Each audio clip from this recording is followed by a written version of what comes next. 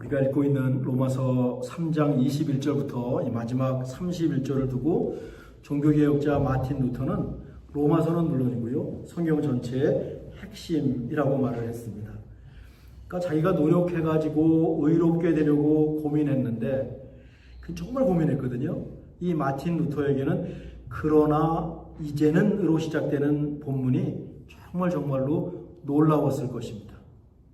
아무리 애를 써도 안 됐거든요. 죄라는 놈을 해결할 수가 없었거든요.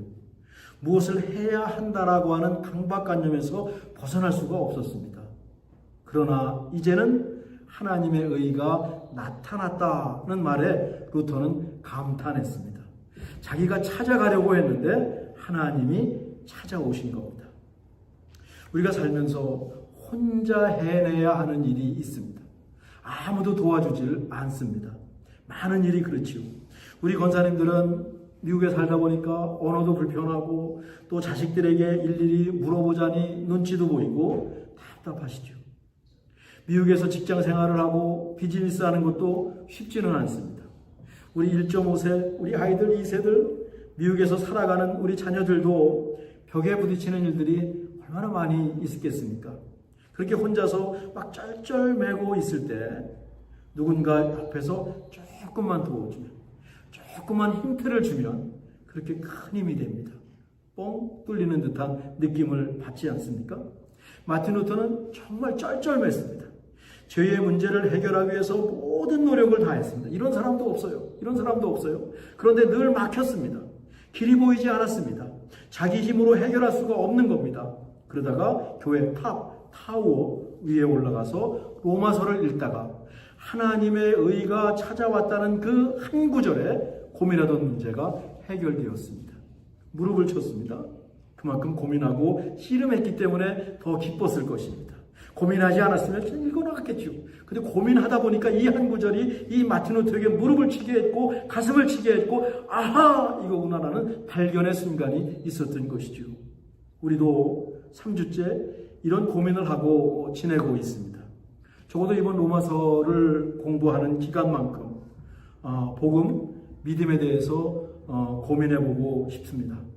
깨달음의 순간을 맞을 수 있기를 저는 간절히 바랍니다. 같이 말씀을 읽으면서 또 목요일에 다시 들으시면서 또 성경을 읽으시면서 아하 하는 깨달음의 순간이 우리 모두에게 임한다면 얼마나 좋을까.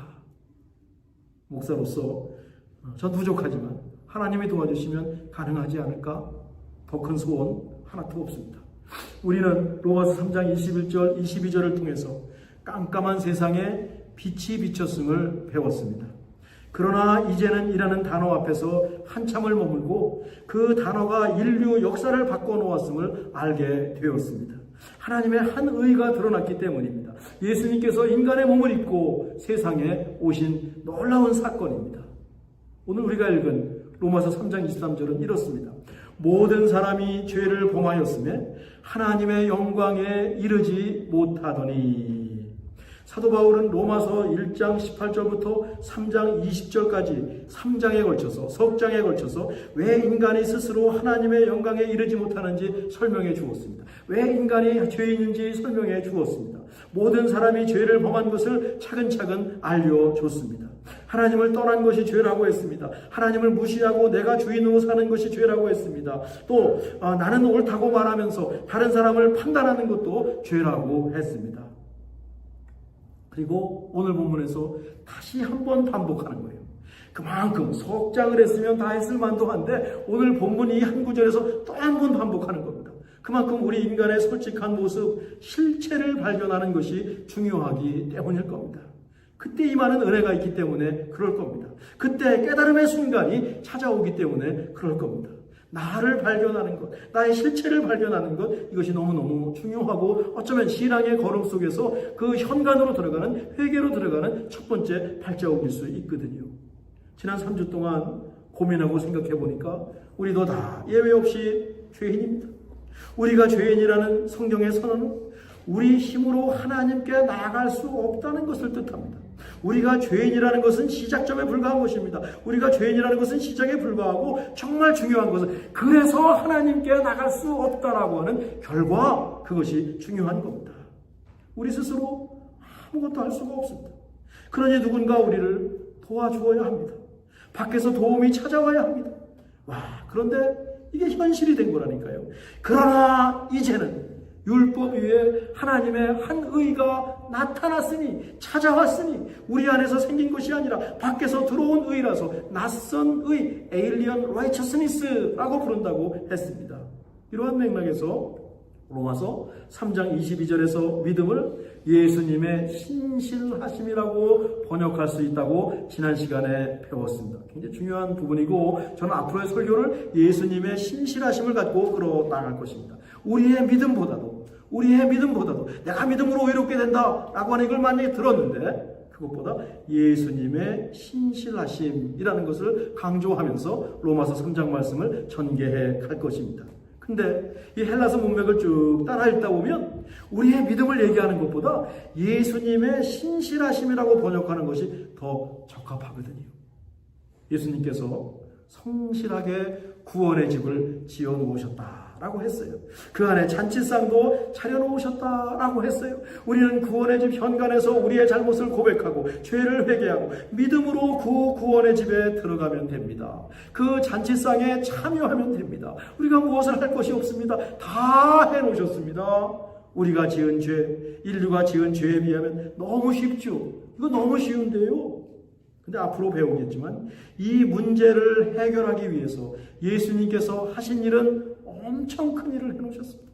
엄청 큰 일을 해놓으시고, 다 와라, 수고하고 무거운 짐진 자들아, 다 내게로 와라 라고 초청하시니 우리가 그 초청에 응하면 되는 것이죠. 그래서 우리는 예수님의 신실하심 앞에 고개를 숙이게 됩니다. 더욱 감사하게 되지요. 오늘 본문을 다시 읽습니다.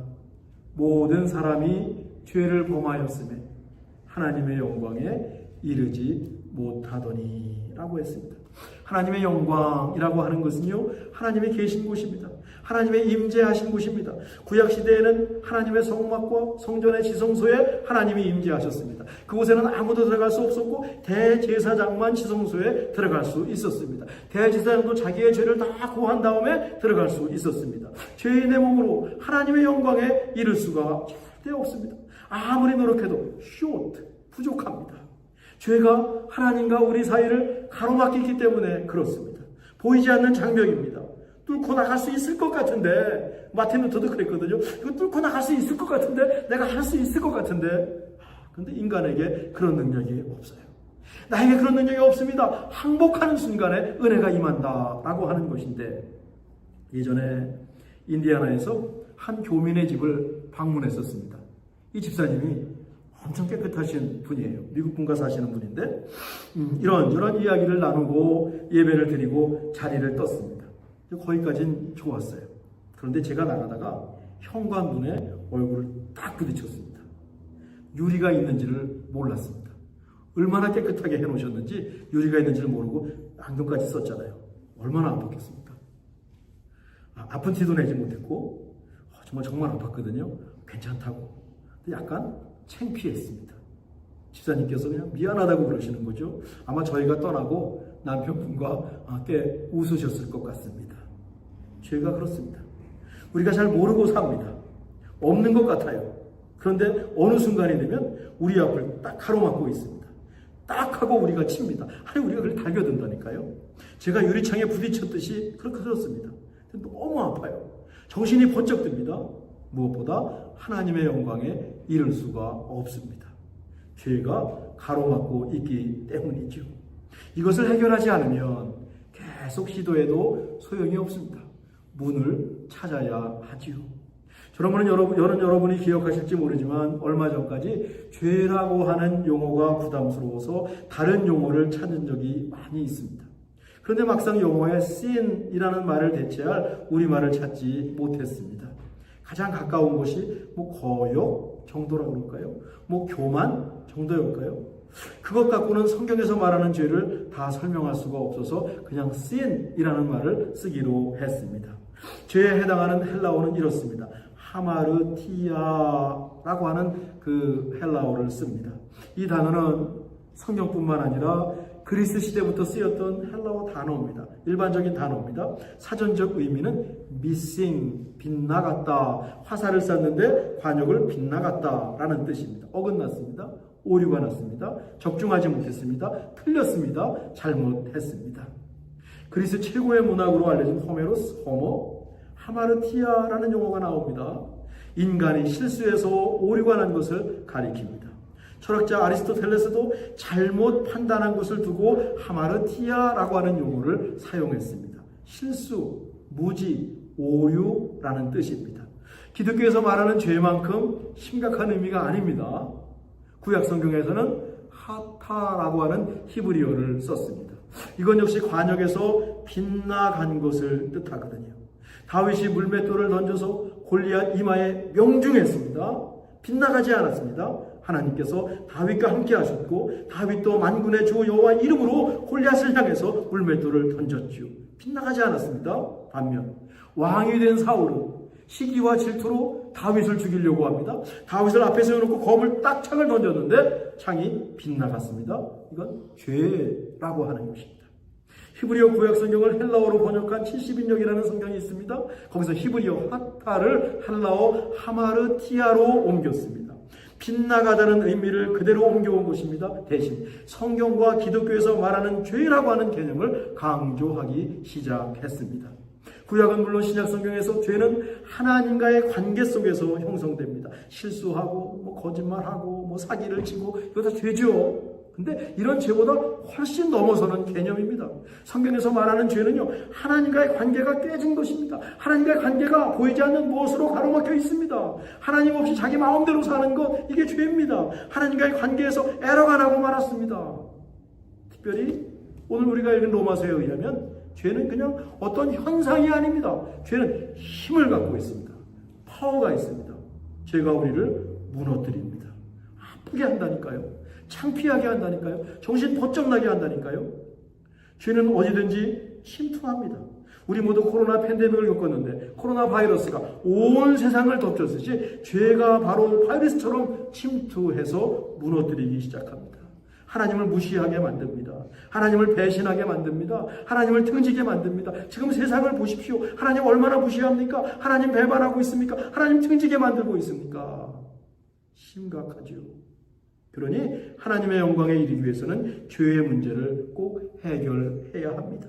그렇지 않으면 자꾸 부딪혀서 상처가 날 겁니다. 부끄러움만 당할 겁니다. 그런데 우리에게는 죄의 문제를 해결할 능력이 없어요. 그래서 하나님의 죄가 없는 의로우신 하나님이 나선 것이지요. 인간의 몸을 입고 예수님께서 세상에 오셨습니다. 그리고 모든 인류의 죄를 한 몸에 지고 십자가에 달려 죽으셨습니다. 이것이 지난 시간에 함께 나눈 예수님의 신실하신 구원 사역이라는 것입니다.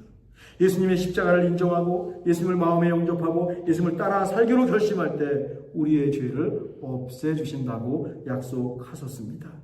그런데요, 이런 로마서 말씀이 우리의 삶에 딱 마주치지를 못합니다. 말씀이 빙빙 도옵니다. 기점만 올립니다. 마음으로 내려가지를 못합니다. 꼭 다른 동네 이야기 같습니다. 당장 하루하루 아이들 키우고 살아가는 것도 버겁습니다. 그럴 때나 하나님이 힘을 주셨으면 좋겠습니다. 그냥 내 기도나 들어주셨으면 좋겠습니다. 또 당장 급한 기도 제목이 또 너무 많거든요. 여기 잘못하면 기복이라고 하는 기독교의 특수성이 아니라 종교의 일반적인 모습 속에서 우리가 무속신앙을 믿듯이 예수님을 믿을 가능성이 굉장히 많이 있습니다. 그러다 보니까 죄를 비롯해서 믿음에 신경 쓸 틈이 없습니다. 우리가 사는 세상은 이런 것에 하나도 신경 쓰지 않습니다. 하나도 신경 쓰지 않습니다. 저도 이제 1000번째 설교를 마무리하고 그 다음 설교로 나가면서 이 로마서를 들고 있는 것이 그래도 우리 교회에서 이것을 2달 동안은 한번 신경을 써보자. 이 말씀 붙잡고 한번 있어보자라고 하는 제 마음이 있어서 이것을 여러분과 함께 나누고 있어요. 신경 안 씁니다. 기독교인도 마찬가지입니다.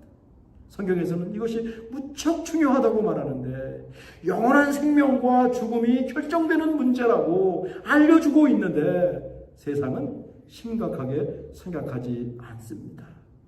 때로는 성경에서 말하는 죄, 히브리어 하타, 헬라어 하마르티아, 이런 말이 그냥 생소한 외국어입니다. 외국어입니다. 과학기술이 발달하고 소위 살기 좋은 세상이 될수록 우리 생각도 세상에 머뭅니다. 기독교인도 마찬가지입니다. 세상에서 출세하고 행복하게 살면 다일 것 같습니다. 성경은 이것을 죄의 유혹이라고 알려줍니다. 깨우쳐줍니다. 여기서 엇박자가 나는 겁니다. 요즘 세상에 성경이 말하는 죄, 복음을 중요하게 여기는 것이 쉽지가 않다니까요. 예수 믿기가 쉽지 않다니까요. 제대로 믿으려면 더 어렵다니까요. 성경을 무시하고 기독교의 시스템을 바꿀 수도 없고 말이죠. 바꾸고 싶죠. 사람들이 많이 모이겠죠. 왜? 사람들이 좋아하는 복음을 전하니까요. 근데 성경을 무시하고 기독교의 시스템을 바꿀 수는 없잖아요. 고민이 너무 큽니다. 제가 시애틀에 왔다 갔다 하면서 비행기 안에서 까마로 갑자기 생각이 안 나죠. 까라마조프가의 형제들의 대신문관이라는 부분을 읽으면서 왔습니다. 거기에 보면 그 종교 세력이 종교를 다 바꿔놨습니다. 예수님이 오시니까 빨리 가라고 합니다. 왜? 예수님이 오셔서 복음대로 행하시니까 너무 방해가 되는 겁니다. 왜 방해되는 겁니다? 예수님이 감옥에 가둬두니 가라고 합니다. 예수님이 그 사람한테 90이 넘으신 그 사람한테 추기경한테 입을 맞춰주고 떠나십니다. 읽으면서 슬펐습니다. 지금도 그렇지 않을까? 나는 어떤가? 2000년 전 로마에 살던 기독교인들도 우리와 똑같이 당시로 보면 인류 최고의 문명을 누렸습니다. 즐길 것이 너무 많았습니다. 로마 제국이라는 자부심도 엄청났습니다. 그런데도 자신이 하나님 앞에서 죄인임을 발견했고 죄를 인정하고 회개했습니다. 그리고 세례를 받고 그리스도인이 되었습니다. 황제가 아니라 예수님을 주라고 부르면서 예수님을 믿었습니다. 예수님을 믿는 것이 세상 그 어떤 것보다 귀한 것을 깨달았습니다. 그 무엇을 찾았습니다. 그때 사람들도 우리만큼 현명했습니다. 그리스 로마 철학을 보십시오. 그때 맞는 문명을 보십시오. 그런데 기독교의 특수성, 예수님의 십자가 은혜의 능력을 그들은 발견했습니다. 기독교의 매력에 빨려들었습니다.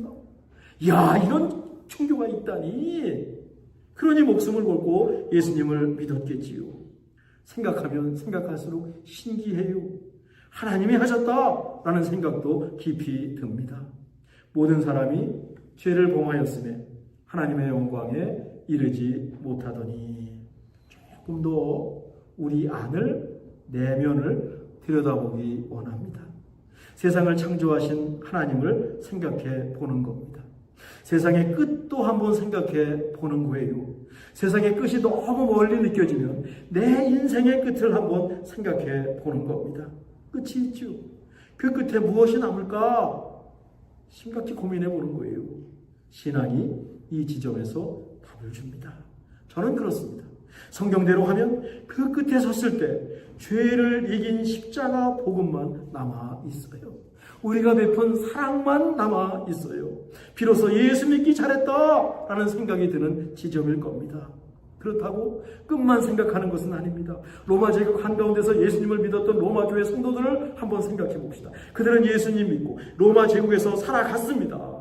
로마 신을 섬기면서 사는 것보다 예수님을 믿고 세상을 사는 것이 훨씬 참되고 아름답고 선하다는 것을 발견했습니다. 똑같이 세상을 사는데 로마 황제를 믿고 로마 제국을 믿고 따라가는 것보다 예수님을 믿고 성경적인 세계관을 가지고 사는 것이 훨씬 참되고 아름답고 선하다는 것을 그들은 발견했습니다. 죽음의 판치는 세상을 살았지만 십자가 그리스도의 복음으로 죽음의 세력을 이기고 영원한 생명을 살았습니다. 멋지게 살았습니다. 같이 살았습니다. 공동체를 이루면서 살았습니다. 항상 기뻐했습니다. 쉬지 않고 기도했습니다. 범사에 감사했습니다. 거친 세상 제국의 삶을 살아냈습니다. 서로 도왔습니다. 약한 자를 돌봤습니다. 그렇게 이 세상에서부터 하나님의 영광에 이르렀습니다. 그 무엇이 있습니다. 세상에서 발견하지 못하는 그 무엇입니다. 잠깐 있다가 없어질 것이 아닌 정말 본질적인 것, 진리, 참된 그 무엇이 있습니다. 예수 안에서 누리는 진리요 생명의 길입니다. 그것을 발견하니 세상을 뛰어넘을 수 있었습니다. 세상에 휘말리지 않고, 세상에 휘둘리지 않고, 세상 쫓아가느라 정신 다 빼지 않고 자기 길을 걸어가면서 이 세상을 멋지게 살 수 있었습니다. 그 무엇을 찾는데? 죄인됨이라는 인식이 꼭 필요합니다. 그것이 회개로 이어지고 믿음으로 발전해서 구원에 이릅니다. 하나님 나라 백성이 되고 하나님 나라에 들어갑니다. 그래 바울은 로마서 전반부에서 인간이 하나님께 스스로 나갈 수 없는 죄인임을 자세히 설명했고, 오늘 본문에 모든 사람이 죄를 범하였음에 하나님의 영광에 이르지 못하더니 라고 다시 한번 요약하듯이 강조하고 있습니다. 우리가 로마서를 공부하면서 우리 자신을 살펴보기로 했습니다. 이번 한 주도 잠깐이라도 시간을 내서 내가 왜 죄인인지, 왜 내가 내 힘으로 하나님께 나갈 수 없기에 누군가의 도움이 꼭 필요한지 이것을 한번 깊이 생각하고 깨달을 수 있기를 간절히 바랍니다. 이게 잘 준비되어야 그리스도의 복음, 그 은혜와 능력이 정말 크게 폭포수처럼 민물처럼 우리에게 다가올 수 있거든요. 마틴 루터처럼 무릎을 딱 치면서 여기에 답이 있었군요 라고 고백할 수 있거든요. 여기까지 나갈 수 있기를 간절히 바랍니다. 기도하겠습니다. 하나님, 예수님을 믿는 것이 정말 특별한 것임을 깨닫게 하옵소서.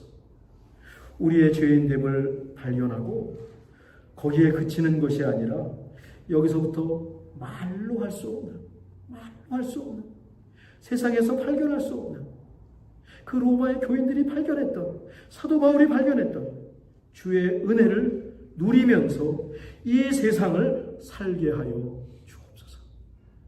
예수님의 이름으로 기도하옵나이다.